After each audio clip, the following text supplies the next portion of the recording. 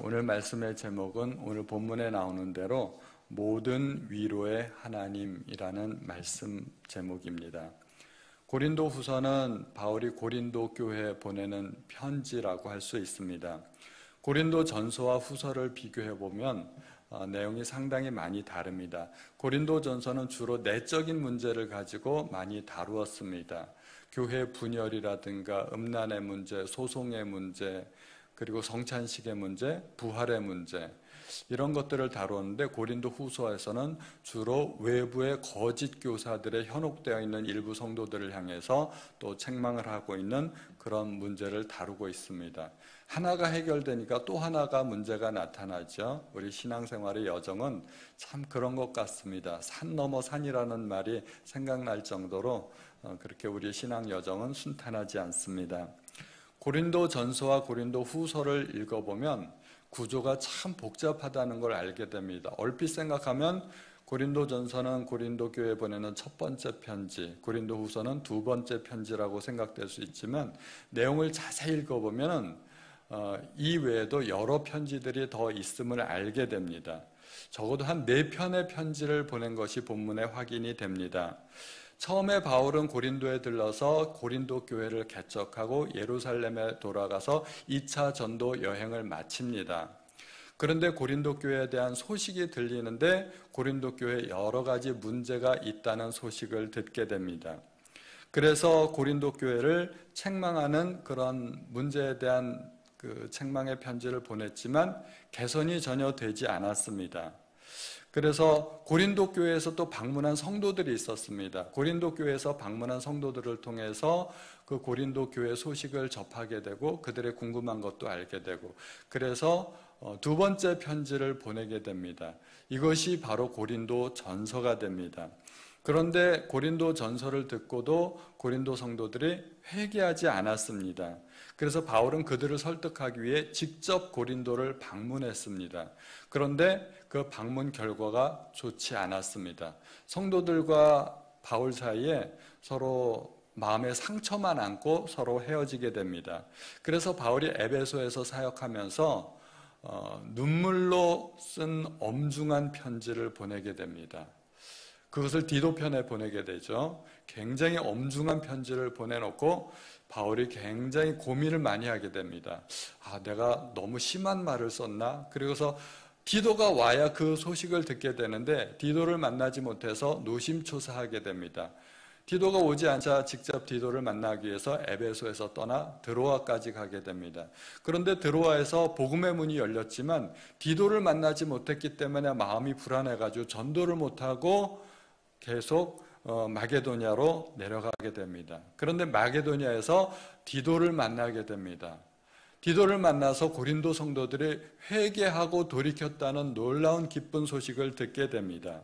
그래서 감사한 마음으로 4번째 편지를 쓰게 되는데 이것이 바로 고린도 후서가 되는 겁니다. 그래서 고린도 교회에 4편의 편지를 보냈는데 그 중에 2번째, 4번째가 고린도 전서 후서가 되는 것입니다. 고린도 후서에서는 고린도 성도들이 많이 회개하고 돌이켰기 때문에 많은 위로와 격려의 내용을 담고 있습니다. 또 그들이 처음에 작정했던 연보의 문제를 이제는 완성하라고 격려합니다. 이게 8장 9장에 나오죠. 또한 거짓 교사들로 말미암은 또 다른 문제가 생겼기 때문에 그 부분에 대해서는 굉장히 단호하게 또 다루고 있습니다. 이것이 고린도 전서 후서의 전반적인 내용입니다. 우리가 신앙생활을 오래 하다 보면 하나님에 대해서 점점 더 많이 알아가게 됩니다. 하나님을 아는 만큼 그것이 신앙의 크기라고 할 수가 있습니다.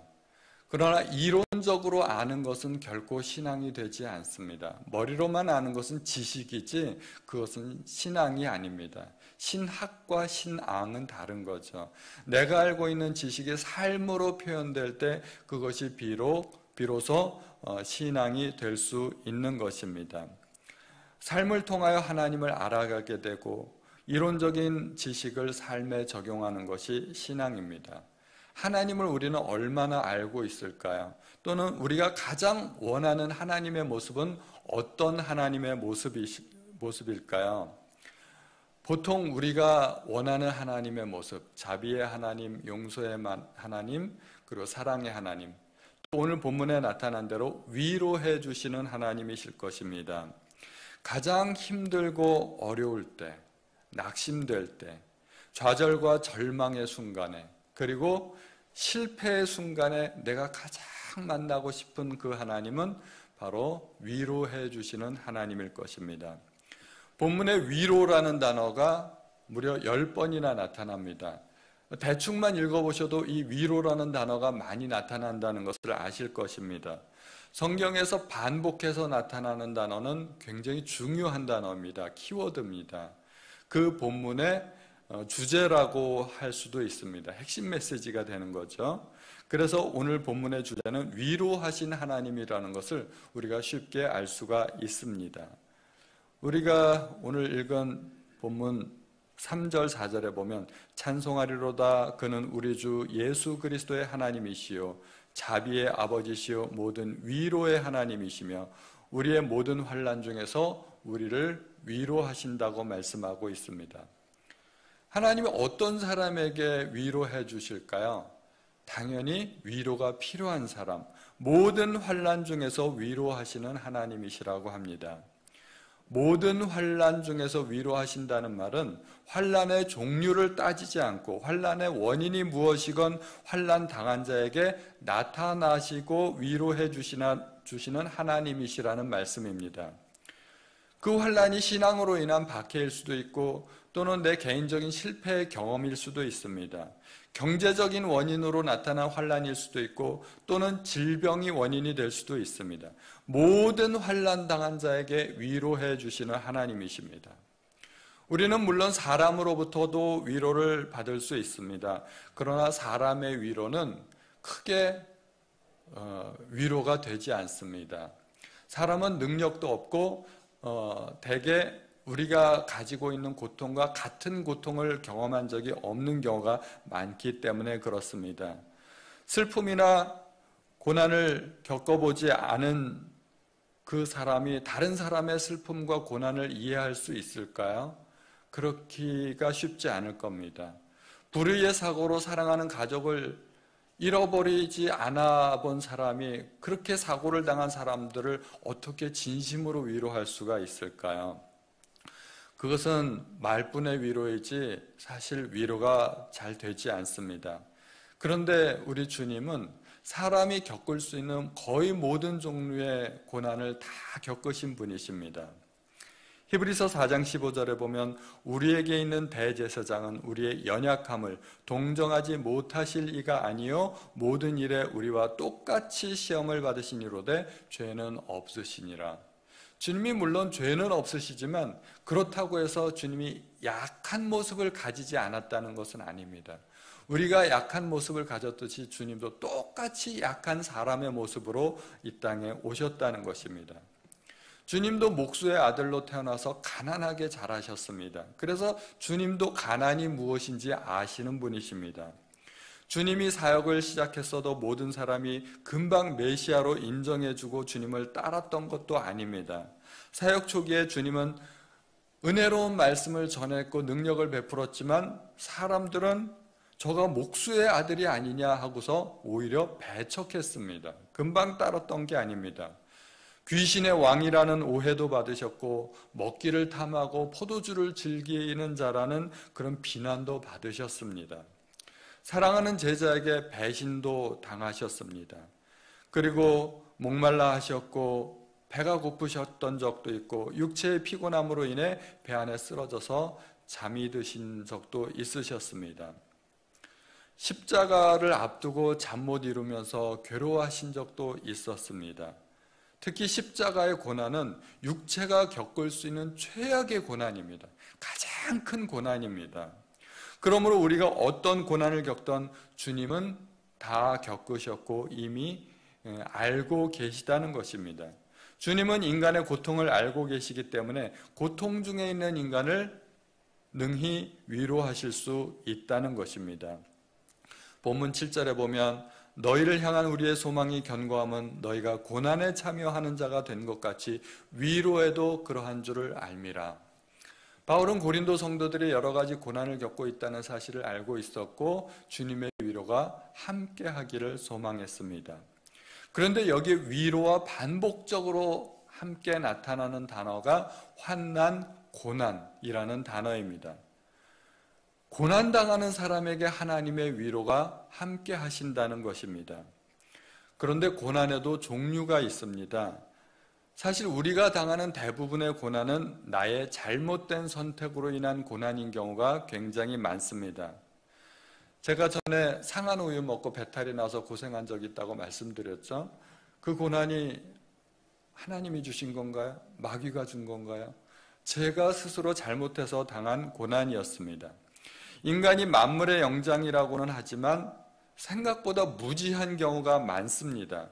그래서 자기 건강관리를 못하고 경영을 잘 못하고 투자를 잘 못하고 인간관계를 잘 못하고 그래서 고난을 당합니다. 내가 뭔가를 실수하고 잘못 선택했기 때문에 나에게 찾아오는 고난이라는 겁니다.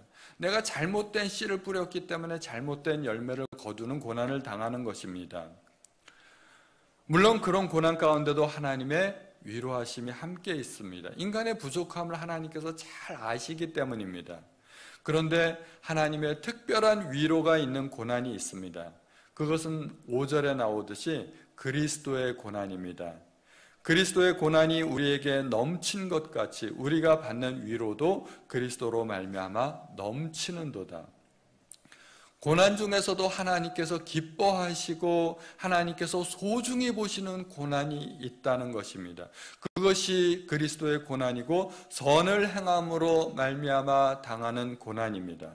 베드로전서 2장 20절 말씀에 보면 죄가 있어 매를 맞고 참으면 무슨 칭찬이 있으리요. 그러나 선을 행함으로 고난을 받고 참으면 이는 하나님 앞에 아름다우니라.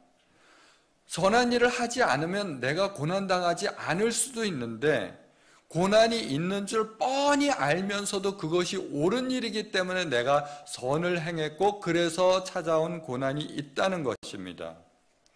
그런 고난에는 하나님의 특별한 위로가 있습니다.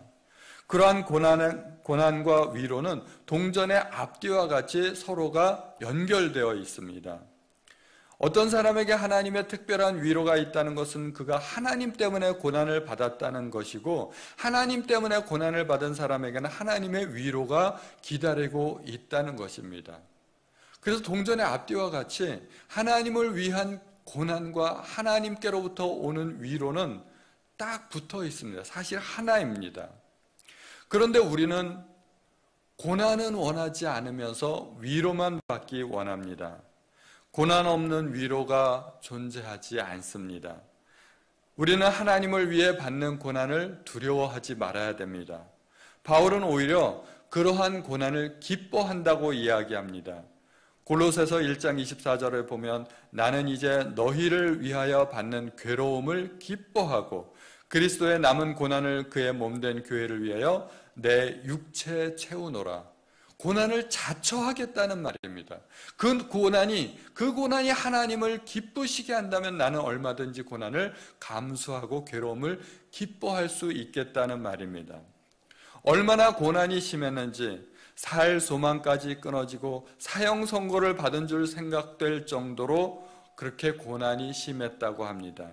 그런데 그토록 고난이 심한 가운데 하나님은 바울을 그 고난 중에서 즉각 구원해 주신 것이 아닙니다. 우리가 고린도 후서를 읽어보면 바울이 당한 여러 가지 환난과 고난을 알 수 있습니다. 바울이 전도 여행을 하는데 바울이 하나님의 말씀을 전하는데 하나님께서 좀 편하게 해주셨으면 바울이 훨씬 더 쉽게 복음을 전할 수 있지 않았을까요? 그런데 하나님은 그 고난 가운데 모든 고난 가운데 바울을 건져주시지 않았다는 겁니다. 왜 하나님은 바울을 고난 가운데 그렇게 방치해 두셨을까요?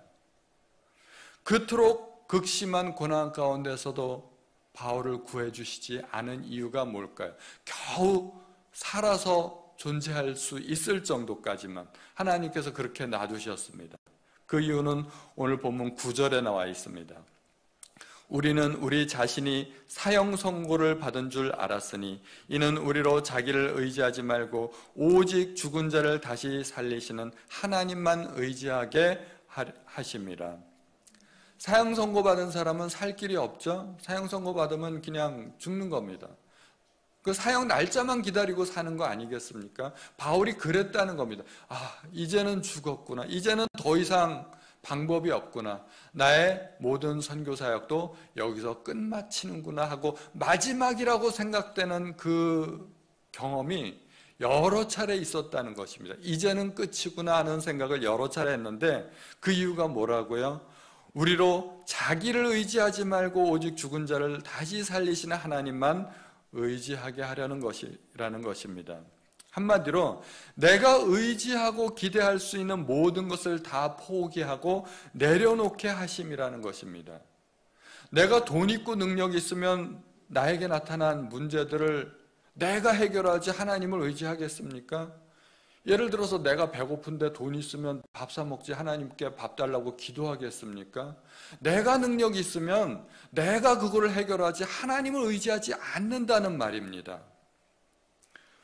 그런데 사방으로 꽉 막힌 극한 고난 속에 있으면 돈으로도 능력으로도 지혜로도 백으로도 해결되지 않는다는 것이 있다는 것을 알게 됩니다. 사람이 막다른 골목을 만나 그 무엇으로도 문제가 해결되지 않는다는 것을 알 때 비로소 사람들은 극단적인 선택을 결정하는 경우들이 있습니다. 마지막으로 문제를 떠나기 위해 종종 택하는 것이 죽음입니다. 그 어떤 문제도 죽음까지 따라오지는 못하기 때문입니다. 경찰이 피의자를 조사하다가도 피의자가 죽게 되면 모든 조사가 중단됩니다. 아무리 빚이 많아도 빚진 사람이 죽으면 죽은 사람에게서 빚을 받을 수는 없습니다. 그러므로 죽음은 모든 문제를 덮어버리는 굉장히 큰 힘이 될 수도 있습니다. 그러나 또한 그 무엇으로도 해결할 수 없는 가장 큰 문제가 될 수 있다는 것을 또한 우리는 알아야 됩니다. 병도 나을 수 있고 가난의 문제도 시간이 지나면 해결될 수 있습니다. 그러나 죽은 사람에게는 어떠한 능력도 소망도 없습니다. 그런데 하나님은 어떤 하나님이시라고요? 죽음보다 강하신 하나님이십니다. 죽은 자를 다시 살리시는 하나님이십니다. 당연히 모든 문제보다 더 크신 하나님이시라는 것입니다. 하나님께서 해결하실 수 없는 문제는 존재하지 않습니다. 그러므로 극한 고난의 때를 당하면 내가 의지하던 모든 것을 다 포기하게 되고 그때 우리는 마지막으로 하나님을 의지하게 되어야 한다는 것입니다. 그러므로 고난은 참 능력을 깨닫게 되기까지 우리가 지불해야 될 수업료라고 생각하면 됩니다. 전에는 내가 다 해결할 수 있을 것 같은데 해보니까 안 되지 않습니까? 진짜 큰 능력이 무엇인지, 내 모든 문제를 해결할 수 있는 분이 누구신지를 깨닫게 되기 위해서 지불해야 될 수업료가 바로 고난이라는 것입니다. 우리가 미국 가려면 어떻게 하면 될까요? 비행기 타고 가면 됩니다. 그리고 내 힘으로 스스로 가려면 걸어서 가는 방법도 있습니다. 걸어가려면은 우리가 북한을 지나서 시베리아를 지나서 저쪽 북쪽 끝까지 올라가서 또 베링 해협을 건너가야 되죠. 그래서 알래스카를 지나서 캐나다를 관통해서 미국까지 내려오면 됩니다. 그렇게 해도 미국 갈 수 있습니다. 옛날에는 그렇게 갔습니다. 그런데 그렇게 가면 몇 달이 걸릴지 몇 년이 걸릴지 살아생전 갈 수 있을지 그건 아무도 모르는 일입니다. 그런데 비행기에 내 몸을 맡기고 네가 알아서 가라, 나는 가만히 있겠다. 그러면 비행기가 나를 알아서 미국까지 태워다 주지 않습니까? 하나님을 의지한다는 것은 바로 그런 것입니다. 내 힘으로 살면 내 능력의 한계 때문에 내가 할 수 있는 일이 사실 별것이 없습니다. 하나님을 의지해야 환경을 초월한 삶을 살 수 있는 것입니다. 저희 아들 재영이가 어렸을 때 제가 조립 장난감을 사준 적이 있습니다. 조립 장난감 박스를 이만한 걸 사들고 갔더니 재영이가 너무 좋아했습니다. 그래서 제가 재영이에게 아빠가 이거 만들어줄게 했더니 재영이가 성격이 굉장히 급하잖아요. 어렸을 땐 더 급했어요. 아빠, 내가 할게. 저보고 절대로 하지 말라는 거예요. 자기가 하겠다고. 그래서 저는 그래라 하고 말았습니다. 재영이는 상자를 뜯어가지고 비닐봉지를 뜯어서 부품들을 하나하나 늘어놓기 시작했습니다. 정성스럽게 방 안 한가득 늘어놓았습니다. 그리고 늘어놓은 그 조각들을 멀뚱멀뚱 쳐다만 보고 있었습니다. 저도 재영이를 보고 있었죠. 제가 어떻게 하려나. 그래서 재영이가 한참 쳐다보고 있더니 또 저를 쳐다보는 거예요. 물끄러미 저를 쳐다보면서 하는 말이 아빠가 해주세요. 지도 난감했던 거죠. 그렇게 막 방 한가득 늘어놓고 보니까 자기 힘으로 해결이 안 되니까 아빠가 해주세요. 그렇게 말을 했습니다. 그래서 제가 조립을 다 해주었습니다. 우리 생각에 내 생각대로만 하면 잘 될 것 같지만 살아보신 분들은 다 알지 않습니까? 생각대로 잘 안 됩니다. 예상치 않은 상황들이 발생하고 내 능력의 한계를 넘어선 상황들을 자주 만나게 됩니다. 그럴 때 어떻게 해야 될까요? 하나님을 의지해야 됩니다. 하나님께서 고난 속에 자녀들을 내버려 두시는 이유는 네가 할 수 있으면 해봐. 그겁니다. 결국 인생은 내 힘으로 되는 것이 아니라는 것을 가르쳐 주시고자 하는 것입니다. 그래서 하나님을 의지하라는 것입니다. 우리가 지난 한 주 동안에 특별 작전 기도를 했습니다. 여러 고난 중에 있는 성도님들이 많아서 함께 작전 기도를 했습니다. 우리가 막다른 골목에 몰리면 우리가 의지할 것이라고는 하나님의 능력밖에는 없습니다. 하나님은 마치 재벌 아버지와 같은데 내가 돈이 없어서 굶고 있다면 그게 말이 되겠습니까? 말이 안 되잖아요. 아버지는 재벌인데 나는 굶고 있고. 그래서 하나님은 구하라고 하십니다. 나한테 달라고 그래. 내가 줄게. 그게 하나님 아버지의 마음이시라는 것입니다. 마태복음 7장에 보면 구하라 그리하면 너희에게 주실 것이요 찾으라 그리하면 찾아낼 것이요 문을 두드리라 그리하면 너희에게 열릴 것이니 구하는 이마다 받을 것이요 찾는 이는 찾아낼 것이요 두드리는 이에게는 열릴 것이니라. 주님께서 우리에게 분명하게 약속하지 않으셨습니까? 하나님은 사랑하는 자녀들에게 온갖 좋은 선물을 주시려고 다 예비해 놓으셨습니다. 준비하고 계십니다. 우리가 살아가기 위해서 꼭 필요한 것들은 우리가 구하지 않아도 알아서 주십니다. 그런데 그렇게 사는 것은 겨우 사는 것입니다. 겨우 사는 것입니다. 우리들 중 많은 분들이 겨우 살고 있지는 않나요? 그런데 우리는 풍성한 삶을 누릴 수 있습니다. 그리스도께서 이 땅에 오신 이유는 우리로 하여금 겨우 살게 하려는 것이 아니라 풍성한 삶을 누리게 하려 하심이라는 것입니다. 요한복음 10장 10절에 도둑이 오는 것은 도둑질하고 죽이고 멸망시키려는 것뿐이요 내가 온 것은 양으로 생명을 얻게 하고 더 풍성히 얻게 하려는 것이라. 이게 하나님의 계획입니다. 풍성한 삶. 하나님은 당신의 자녀들이 풍성한 삶을 누리게 하실 능력이 있습니다. 하나님은 그렇게 능력이 많으신데 우리가 풍성한 삶을 누리지 못하는 이유가 무엇일까요? 구하지 않기 때문입니다. 야고보서 4장 2절에 너희는 욕심을 내어도 얻지 못하여 살인하며 시기하여도 능히 취하지 못함으로 다투고 싸우는도다. 너희가 얻지 못함은 구하지 아니하기 때문이요. 구하지 아니하기 때문이라고 말하고 있습니다. 우리에겐 욕심이 있어요. 심지어 살인까지 하는 사람도 있고 시기하고 질투하고 싸우고 다투고 그러는데도 얻지 못한다고 합니다.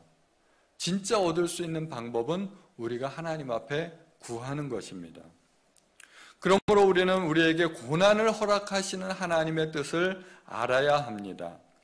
그것은 전적으로 하나님만 의지하라는 것입니다. 바울은 남들보다 극심한 환난을 많이 겪었습니다. 그 이유에 대해서 또 4절에서 이렇게 이야기합니다.